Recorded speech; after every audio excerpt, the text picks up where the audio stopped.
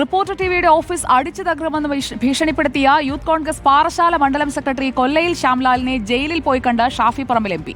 Cliff house മാർച്ചിലുണ്ടായ സംഘർഷത്തിൽ കൊല്ലയിൽ ശ്യാംലാൽ അടക്കം 8 youth Congress പ്രവർത്തകർ റിമാൻഡിലാണ്. റിപ്പോർട്ടർ ടിവിയുടെ തൃശൂർ ബ്യൂറോ ഓഫീസ് ആക്രമിക്കാൻ നേതൃത്വം നൽകിയ യൂത്ത് കോൺഗ്രസ് സംസ്ഥാന ജനറൽ സെക്രട്ടറി മിഥുൻ മോഹനെ കോടതി റിമാൻഡ് ചെയ്തു. സുനിഷ അയ്യല്ലൂർ നമുക്കൊപ്പം ചേരുകയാണ്. Good evening Sunisha Ayyallur. ഒന്ന് പറയുക, അതിന് എതിരെ നിൽക്കുന്ന കാര്യം പ്രവർത്തിക്കുക, അതല്ലേ ഇന്ന് ഷാഫി പറമ്പിൽ എം പിയിൽ നിന്ന് കേരളം കണ്ടത്? സുനിഷ.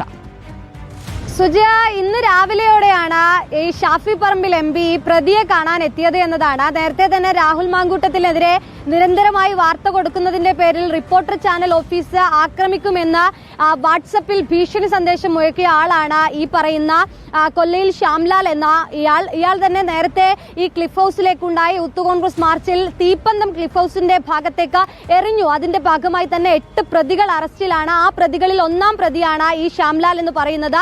ഈ പ്രതികളെ കാണാനായാണ് ഇന്ന് ഷാഫി പറമ്പിൽ എത്തിയത് എന്നതാണ് പ്രധാനപ്പെട്ട കാര്യം. നേരത്തെ തന്നെ ഷാഫി പറമ്പിൽ പറഞ്ഞത് ഇത്തരമൊരു ഭീഷണി സന്ദേശമൊന്നും ഉണ്ടായിരുന്നില്ല എന്നുള്ളതാണ്.